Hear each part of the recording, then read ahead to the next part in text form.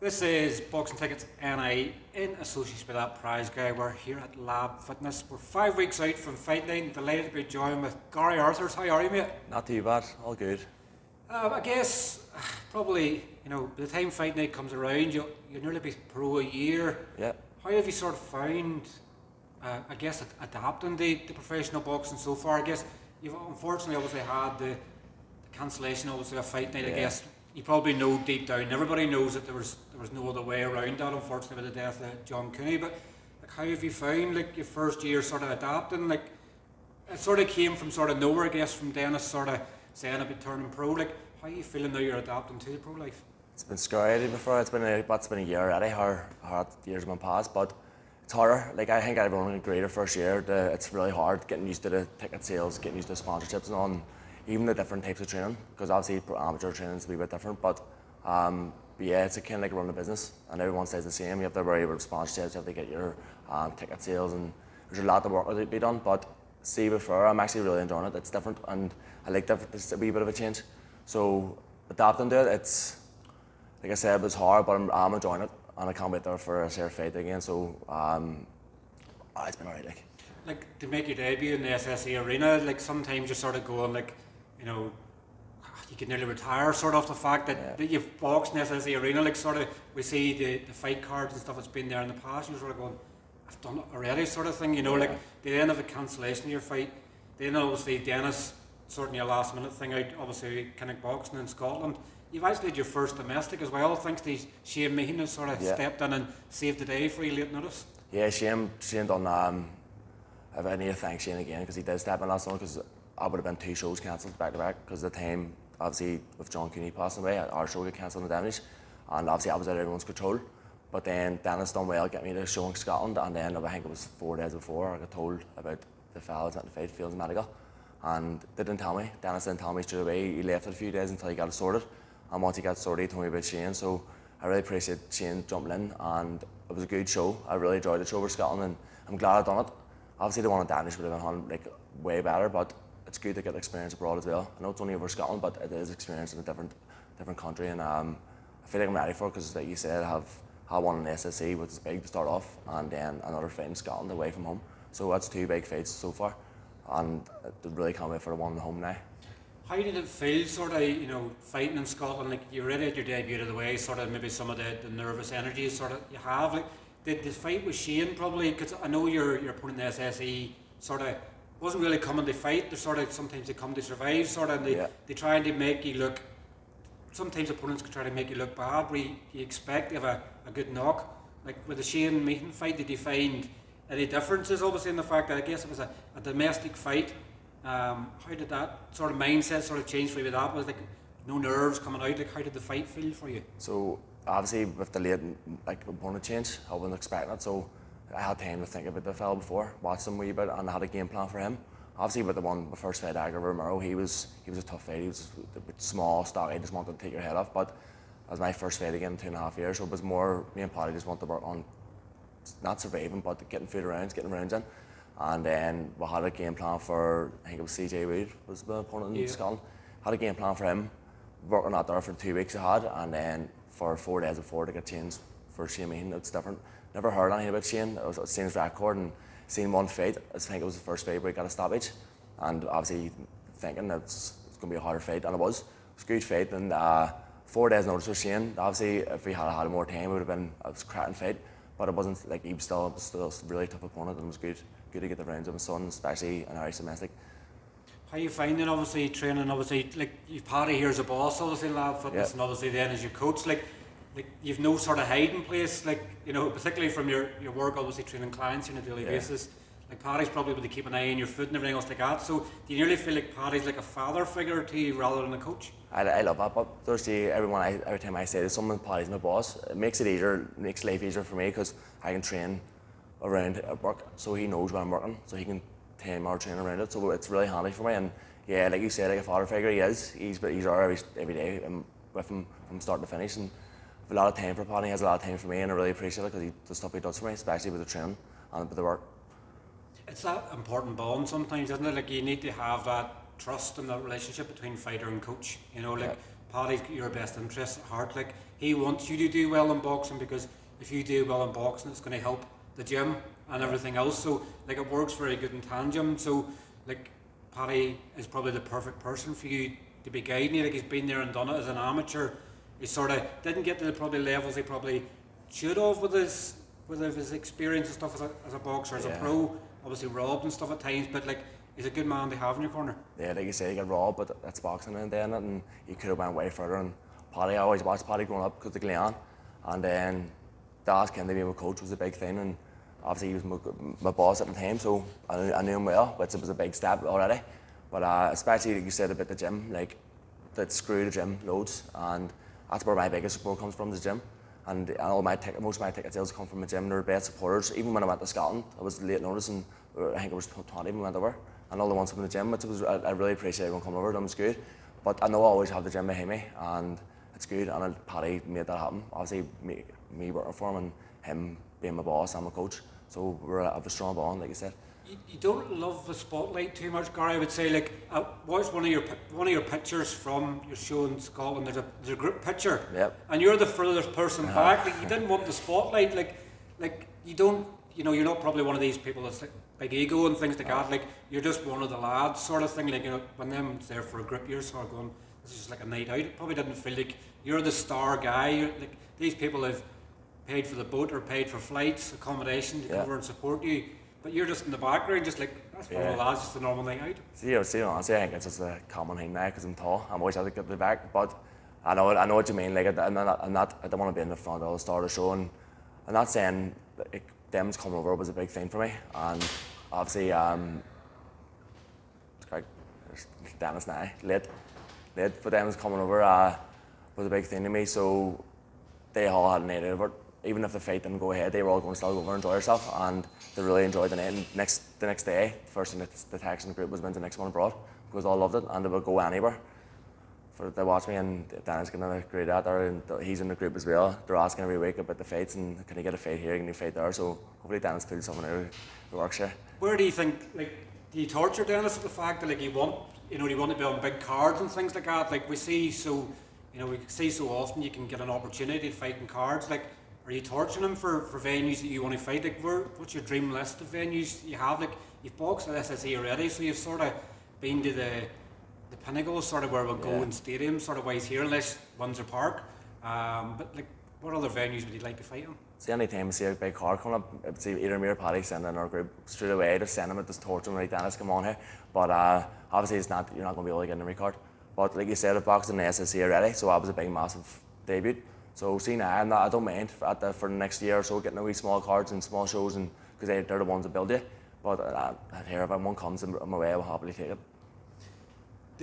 Obviously, I guess living the lifestyle, like obviously the clean eating and everything else. Like, do you find that being a PT here and working in the gym, do you find that it helps you a lot? I guess you're on your feet all day, you're helping educate clients. Like, how have you found that that's helped? How the boxing sort of helped with that aspect? See, because that's my lifestyle. I was working, I've been PTing 4 years now, so I've always been like kind of clean eating. So it's the same. It really is. It's just obviously cutting weight. It's different. Whereas before boxing, I wasn't worrying about cutting weight, but I was just not eating what I want, but I was eating more. But now it's more clean eating, and there's actually a coach in the gym now, Paulie. He's the fat loss coach, and even him, I took a few wee tips off him. He's really helped a lot of people lose weight in the gym. So even he's doing seminars and stuff, and listening to him helps me, because every day he's learning day at the end of the day, and still learning off people. And he has helped, and I think in the future with stuff happening with weight loss, and if I need to make a big weight cut, I can ask him because he can always help me. Where do you sort of see, long-term sort of campaigning weight-wise at? Weight, I'm happy enough with my weight now, so I know for a fact I can make this weight for a long time. But if so be that I'm tall, if I can fill out a bit more weight, I'll move up maybe 1 or 2 weight classes. But for now, I'm happy enough for a little bit. Yeah, because obviously I guess with your height and stuff like that as well, if you come down sort of in the lowers, trying to find the right balance. I guess you'll find yourself over time, if you're getting fights back to back sort of thing, sometimes it can help keep the weight off. But like for the height and stuff of you as well, like probably middleweight's probably the fair weight for you to be at. Yeah, so my energy levels are good in middleweight, and I know from experience losing too much weight, getting into a fight, it's not good, especially when you're doing more rounds now. But middleweight's comfortably made, and like I said, I have a good energy level, so until I feel I need to go up, I'll be sticking this weight. fight 3 as a pro, obviously in 5 weeks today at the Devonish. Obviously, it's sort of reliving sort of what it should have been for your second pro fight. Obviously, obviously part of the Colin Sport and Hammer Boxing card as part of the Fela. Like, you know, to think of a couple of years ago, obviously having the Fela in Falls Park and things like that. Paddy obviously fought in the one, and was it 2019, the one he was robbed for the so long ago. Jenkins. Like, I guess it's a different sort of venue for the sort of Fela fight night this time, but it's given you probably another opportunity to new eyes, new ears to sort of impress. Yeah, because even saying the Fela, saying boxing the Fela is a big step. Because when I grew up seeing Paddy boxing the Fela, I was always said I would love it, because the Fela is obviously an Irish event, and it's massive around here, and everyone talks about it. And just to be able to say I'm fighting on it, it's massive, and I can't wait. And when I told people about them fighting on the Fela, straight away tickets, they want tickets, and because I know how big it is, regardless of where it is. It could be in the Falls Park, it could be in Danish, it could be in Odyssey, it could be in Ulster Hall, anywhere. I just know people will go watch it because it is the Fela. And like, as I sort of said this morning, like, it's remarkable the fact that all 6 of the fighters on the card, there's 2 obviously debutants on the card, but nobody will have been pro for more than a year, and that's showing how much Irish boxing's grown. That, you know, people's got the confidence to go, let's put 6 people on the card here that have, you know, but combined sort of nobody's no more than 1 year's professional experience. Like, it's a perfect opportunity for you to sort of show. I can sell tickets at the base level of small hall shows, which can lead to the bigger shows. Again, you've obviously had the bigger shows with the SSE, but like it shows a sort of good foundation there to go, well, if I can sell the tickets here, look at Paddy McCrory obviously promoting the card. Yeah. He made his name from the Devonish. Remember the opponent, he folded like a deck chair. But like, it's perfect in some ways where Paddy's part of the show, it's promoting the show now, and you're sort of leading your way in. Like, I think Paddy was 2 or 3-0 when he was there, so like, I think in a few years' time you could be headlining the Falls Park, because you can look at Paddy as a good example for that. His career went to get there, and you can agree with that there. But like you said, the 6 fights on the card, it's people starting off. So I think sometimes they can be better cards because they're more hunger. There's more hunger in them, sorry. So they want to make a name for themselves, and they'll put everything into the fight. Especially it's only short rounds, 4-6 rounds, and they have a lot to give. And I know the cards are very creditor, even if it's the 6 fights, they'll be worth going to, because every single one, either 2 debutants or the 4 people who's, like you said, haven't boxed 1 year, they'll all be hungry for it, and I can't wait for it, and I know the other 5 would be saying the same. Does it give you a sort of an opportunity to sort of, you know, make a statement, sort of, you know, like the card that was there last week, like Callum Bradley and Barry McReynolds and things like that, everybody was all sort of vying to be the name that was on everybody's lips when they left the card. Like, is that the sort of aim for you to go when everybody's leaving the Devonish on the 1st of August, or going, Gary Arthur's what a talent? Yep, 100%, especially because it's my 3rd fight. Maybe the first 2 fights you weren't thinking like that, but now it's time to make a name for yourself, and if I put on a good show and maybe get a stoppage, you know yourself, I will just get your name out there, and that's what I want for now, because this is where you start going up in level, and if I put on a good performance, and I just know for a fact I will get my name out there a bit more. You've a decent opponent, obviously. He's been here before. He's obviously fought Owen O'Neill, which was obviously a former fighter of Dennis's as well. So Christian Zolkas, what do you know of him? Do you leave it to sort of Paddy and things like that? Do you sort of watch wee clips? Like, he does come to fight, and he'll give you obviously a good test. Yeah, I was actually talking to Tuna Moan this week, and I was talking to him to say about their fella, but he just said about how, like you said, he was game for it, and I've seen a few clips of him, not too much right now, but I've seen a few clips, and I know he's there for it, and I'm glad, because what me and Paddy's been working on the last 6 weeks or so, it's been more aggressive, and I can't wait to finally show it, because the first fight, like I was saying, it was more long range and just trying to get the feel of the pro game and get the rounds in. But now it's a whole different. It's the 3rd fight. I want to put a show on, and been training a lot different. I've been Paddy, he's a game plan, so seeing it. Like, you want an opponent to sort of come forward and sort of test you in different ways, because obviously they're going to leave openings that obviously you can exploit. Like, you don't want someone who's just going to stand there like a, you know, like a traffic cone. You want them to actually come and have a go, so you can obviously find different angles and probably find more about yourself as well when somebody puts you in a tough situation. Yeah, I don't want it to be just me in a fight. I want to have a fight for everyone who's watching as well, because people don't want to go and just watch one fighter. I mean, they want to see like a fight, and that's what I want to give people as well. I don't want to be a boring fight. I want people to go and be like, oh, it was a boring fight, I don't want to watch him again. Like you said, I want to put a bit of a performance on, and his opponent's perfect for it, because I know he'll be up for it as well, which makes it even better for me. Finally, obviously, sponsors, obviously, I'm not sure if it's been you doing the hard work in the background or been Dennis doing the hard work. You're obviously getting quite a lot of sponsors obviously involved. Is it Love Pizza, or have they changed their name now? He's got involved and you're giving away 100% discount codes for it? Pizza Crew, yeah, that's it. It's Dennis 20, use a code. Dennis 20. Dennis 20. But yeah, there's a couple of new sponsors on the go, Max Incidental and Pizza Crew, and then I have a few from the start who's been supporting me. So still on the lookout for a couple more, because obviously the cost is a lot, but everyone who's been there from the start and the new sponsors that helped me so far, like really good, and I really appreciate them. Like. Dennis, do you want to jump in? Dennis, obviously, I guess you're the man. You're the sort of the mechanisms behind the background that sort of got Gary to sort of come to where he's at. Like, how have you been happy? I guess, like, first and foremost, it's great to see you back in boxing. Obviously, I think I shared yesterday. Obviously, the last boxing Ireland card was in Spain. So, like, you sort of had your spell away, and now you're back with obviously a new charge in Gary. Yeah, well, boxing, it's a love-hate relationship for me. Fell out of love with it, dropped off. Leonard and Steve went on to do their own things, and I had no interest in it for years. And then I was doing a bit of training up here myself. Come in, Gary was training hard, but what for? He wasn't training for anything. So I approached him and says, look, I want to get back into the game. What do you think? Would you go pro? He was buzzing. We got the medical done, just got him signed, and then we were able to get him, thankfully, thanks to Jamie, we got him on the big show in the Odyssey, which cemented. I was in love again with boxing. I was buzzing on the night, and we're actually getting goosebumps now thinking about it. He sold a good load of tickets. They all had the coloured t-shirts on. They were in the crowd going bananas. So it's like, for me, I can enjoy boxing without getting punched in the face. I leave that to him. So it's a win-win for me. So yeah, and then it's been hard. Like, the show getting cancelled in the Deadness was a nightmare. And listen, things happen, and unfortunately, what happened to John, like, it's heartbreaking, but we move on. I told Gary it's a resilience building. Like, do not believe you're fighting until you're in that ring, because we've seen it many times, especially here.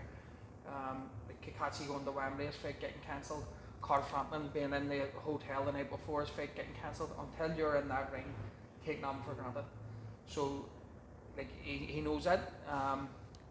And then just getting them on cards, like, we're trying to work with everybody. Jay's been great, Jamie's been great, and now Potty, so it's good. And I'm sure in the future Mark Dunlap will be on one of Mark's shows. But any of the local promoters, I want them on them, like, I want them on the shows. It's like you're sort of living obviously the boxing life sort of through Gary as well, but you wouldn't want Gary just being involved just for the sake of it. No, 100%. You know, you obviously believe in the sort of talent that he has there. Yeah. Well, his height alone, I say it constantly. He's 6'4", 6'4" middleweight. Like, we went over to Glasgow, and Shane Meehan stepped in at the last moment. Gary didn't know the fight was off until like 24 hours before. And we got the deal sorted, got Shane. Jay Byrne was brilliant. He was on the mail, got the paperwork done, sent across the mail, saved the fight, thank God, because it would have been 2 back-to-back fights cancelled on him. And he has a good fan base. Like, you seen them, you think they were going on a hen party or a stag party. The mask with his face on it, the t-shirts, the tattoos and everything. And even when we went to Glasgow, the promoter and a couple of other managers who I know, they congratulated him, like, your guys are brilliant. So, like, he has a good following. And you touched on the sponsors there. Pizza guys come on board, or Pizza Crew, sorry, and Max Accident and Assist. It's a new company, so they'll come on board. They'll get involved. They'll meet Gary. They haven't even met him yet. They know me, but they'll meet Gary. They'll see what he's all about, and hopefully we can work together in the future, because you know the costs are astronomical. So the bill that he's on, you touched on it there. All new guys to the game, which is great.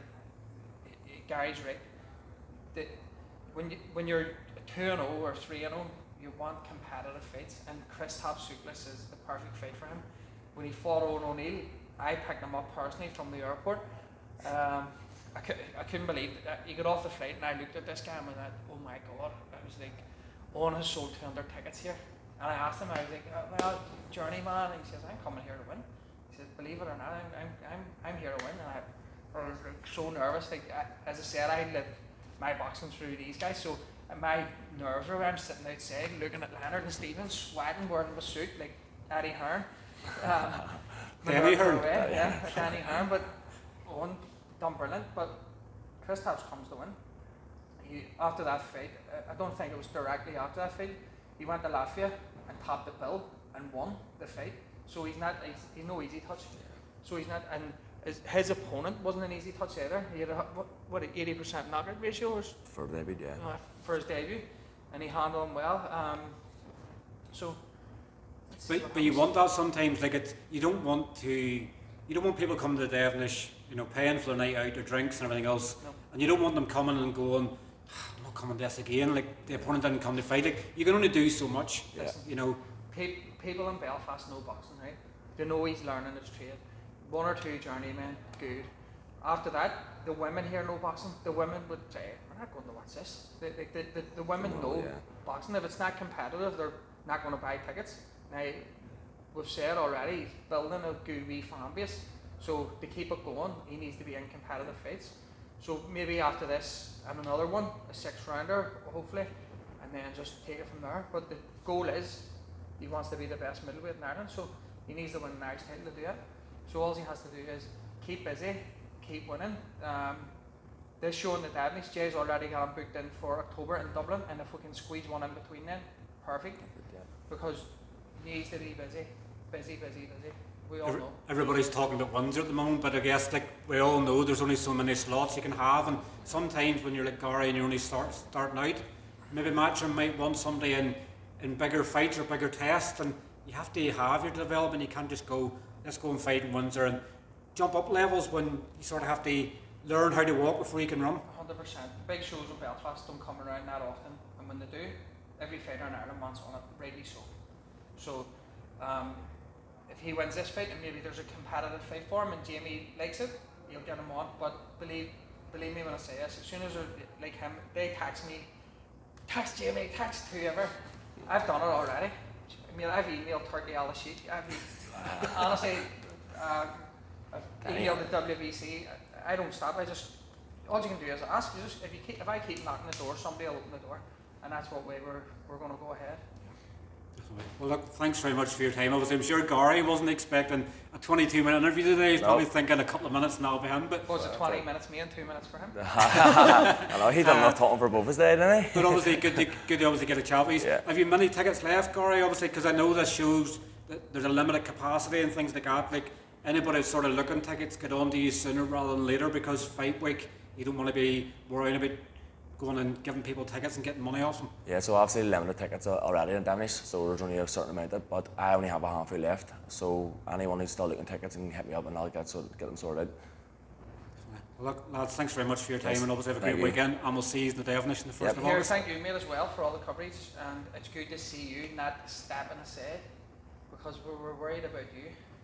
So we were, but Prize Guy, come on board. Prize Guy, if you're watching this is the future Irish middleweight king. Get involved. The big draw with Prize Guy this weekend, 750,000. What would you spend? He's a money spinner already. He's getting big yachts. Like he's living the high life in Dubai. But what would you spend £750,000 on? He's making enough money off TikTok at the minute, so he don't worry about that. We're on the TikTok live, but what would you spend? Like, what would the first thing you do? Would you go on a holiday? Would you buy a house? Like Dennis had about 50 houses already, so probably he's thinking Never have enough. Never have enough. Never have enough. That's too much money you can think about, isn't it? No, it's not even. We'll go quick, but I don't think he sat down and thought about it, honestly. Much is the tickets? £2 at the minute. I think they're on at the minute, £2. Right. I don't buy them, but maybe I should. But Prize Guy, I'm going to buy some because you sponsor Stevie. I would buy obviously another couple of houses and take everyone on a holiday. Just watch the money grow. You get yourself on a big fishing trawler because you love your fishing as well. No, mate, no. Did you see what happened to the boat the other day? No. My boat nearly sank, for God's sake. I got a phone call from the marina and says, you may get down here, your boat's taking on water. Jeez. And I was like, I'll come down at the weekend. And he says, no, you need to come down now. But I couldn't. I came down the next day. There was a 4-inch hole in the back of it. The water was gushing it. The guy had to stay with it all night. So I knew yachts in order. Yeah, that's it. 50,000 going well. But look, I'll let you go and enjoy your weekend, and obviously I'll catch up with you soon. Yes, good. Thank you very much.